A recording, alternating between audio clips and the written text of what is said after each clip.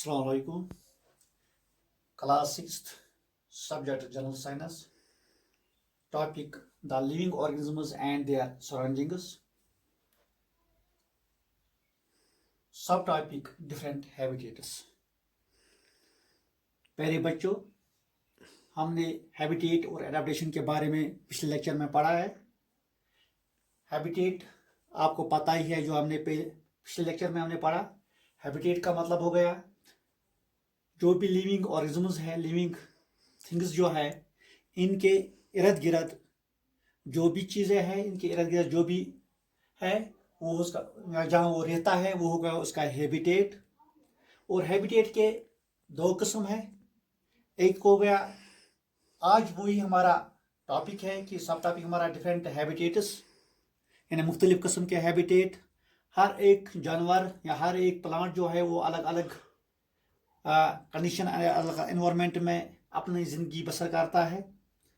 तो इसमें different habitats में पहला टेरेस्ट्रियल हैबिटेट और दूसरा है एक्वेटिक हैबिटेट।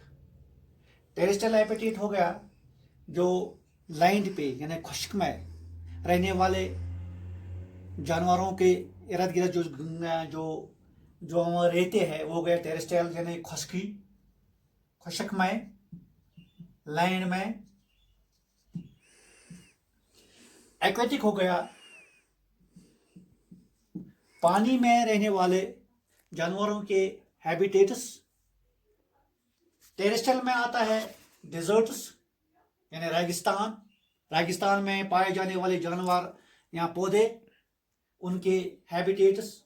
माउंटेन रीजन्स, पहाड़ों में, ग्रास लैंड्स, ये है टेरेस्ट्रियल में आते हैं।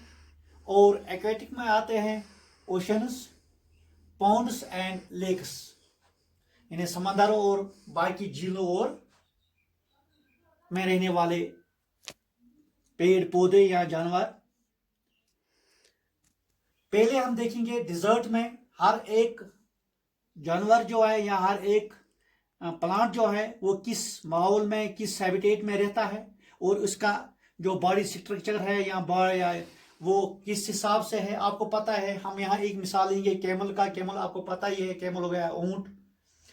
देखो, ऊंट जो है एक जानवर है, उसके लॉन्ग लेग्स। हाँ, पहला जो इसका फ्यूचर है जो लॉन्ग लेग्स है वो क्यों रेगिस्तान में आपको पता है वहाँ ज़्यादा दिन में ज़्यादा गर्मी होती है और रात में ज़्यादा सर्दी होती है, तो वहाँ लॉन्ग लेग्स इसको इसलिए होते हैं क्योंकि उसका वो बॉडी टेम्परेचर जो है, हीट जो है वो नीचे वाली वो बर्दाश्त कर सकते, थोड़ा दूर रहता है उसमें।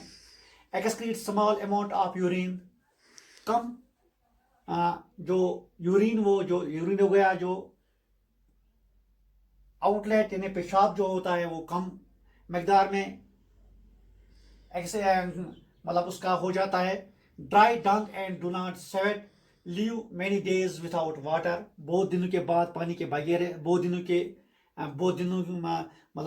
दिनों में वो पानी के बगैर रह सकता है। Some animals come out during the night when it is cooler. देखो, राजस्थान में ही क्या है, डेजर्ट में वो जानवर जो मतलब बारोज में रहते हैं वो रात को निकलते हैं। इस तरह ये अपनी जिंदगी डेजर्ट में बसर करते हैं। उनका हैबिटेट जो है डेजर्ट है, तो उसमें वो बसर करते हैं। प्लांट्स जो है डेजर्ट में, प्लांट्स जो होते हैं उनमें लीव्स जो होते हैं वो स्पाइनस जैसे हो गए, ये नीडल जैसे लीव्स होते हैं और उनकी शेप जो होते हैं नीडल जैसे होते हैं। यहाँ तो कुछ लीव्स होते ही नहीं प्लांट्स में, कुछ प्लांट्स ऐसे हैं और कम पानी जज़ब करते हैं, कम पानी में अपना जज़ब करने में वो जिंदगी अपनी बसर करते हैं। Roots go deep in the soil for absorbing water, roots जो है वो ज़्यादा नीचे जाते हैं क्योंकि उनको पानी जो हासिल करना है, तो पानी जो डेजर्ट में जो बहुत नीचे होता है, इसलिए रूट्स जो है वो ज़्यादा गहराई तक जाते हैं।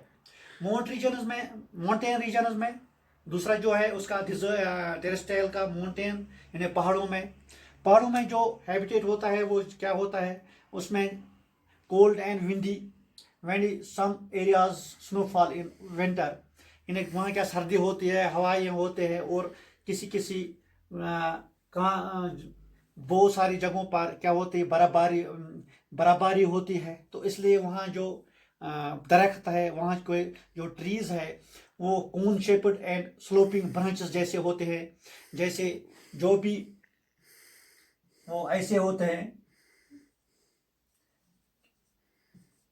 इसमें क्या हो जाता है कि जब बर्फ पड़ती है तो वो बर्फ आसानी के साथ नीचे गिर जाती है।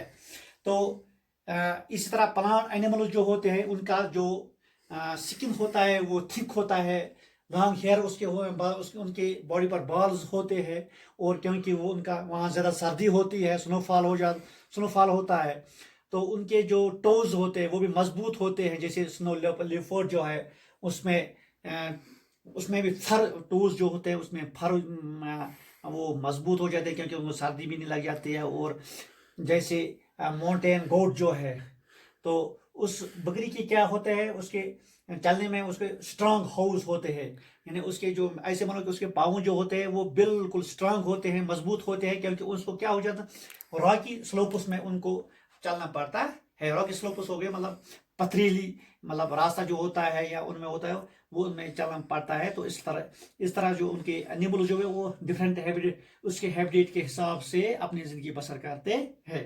दूसरा है ग्रास लैंड, जैसे लाइन है ग्रास लैंड में रहते हैं, तो ये भी इसका टेरेस्ट्रियल हैबिटेट का एक किस्म है। तो टेरेस्ट्रियल हैबिटेट इसका डेजर्ट है, माउंटेन रीजन है, ग्रास लैंड है। और इसी तरह एक्वेटिक हैबिटेट जो है वो है ओशन, पॉन्ड्स एंड लेक्स। इसमें भी क्या है कि ओशंस में कुछ समंदरों में कुछ ऐसे जानवर होते हैं जो, क्योंकि समंदरों का पानी जो होता है वो साल्टी होता है, वो जानवर वहाँ रहते हैं जो इसका मतलब भरपूर मतलब उसमें वो रह सकते हैं, मतलब वो बर्दाश्त कर सकते हैं। तो लेक्स और पॉन्ड्स जैसे फिश है, फिश पानी में रहते हैं, तो उसी हिसाब से यहाँ कुछ ऐसे पौधे हैं जो नीचे समुद्र के नीचे, मतलब जो पानी पे आते ही नहीं है, नजर ही नहीं आते, नीचे मतलब होते हैं, वो ऐसे भी पौधे होते हैं। यानी ये हो गया डिफरेंट हैबिटेट्स किनका, लिविंग ऑर्गेनिजम्स का, यानी टेरेस्ट्रियल में भी रहते हैं और पानी में भी रहते हैं, जैसे पेड़ पौधे, यहाँ जानवर पानी में भी अपनी जिंदगी मतलब पौधे जो है पानी में भी उगते हैं, और एनिमल जो अपनी जिंदगी पानी में बसर करते हैं। उनको अल्लाह ताला ने ऐसे बनाया कि वो ऐसे हिसाब से बने हैं कि वो अपनी जिंदगी आराम से इन हैबिटेट में अपना बसर करते हैं। जैसे अलग अलग जानवर अलग अलग हैबिटेट में रहते हैं, उनको अल्लाह ताला ने ऐसे बनाया है कि उसी हिसाब से कि वो उसी हैबिटेट में अपनी जिंदगी बसर करे, अपनी जिंदगी तो इस तरह आज का लेक्चर जो था वो डिफरेंट हैबिटेट्स था। तो प्यारे बच्चों, आपको याद रखना है कि हैबिटेट जो है वो टेरेस्ट्रियल हैबिटेट है या एक्वेटिक हैबिटेट्स है। टेरेस्ट्रियल में हो गया डिजर्ट, माउंटेन रीजन, ग्रासलैंड, और एक्वेटिक हैबिटेट में हो गया ओशंस, पॉन्ड्स एंड लेक्स, यानी पानी में रहने वाले पेड़ लिविंग थिंग्स और जमीन पर रहने वाले लिविंग थिंग्स। तो आज का इतना ही। तो कल के लिए दूसरे लेक्चर में इसका दूसरा पार्ट, तो तब तक के लिए अस्सलाम वालेकुम।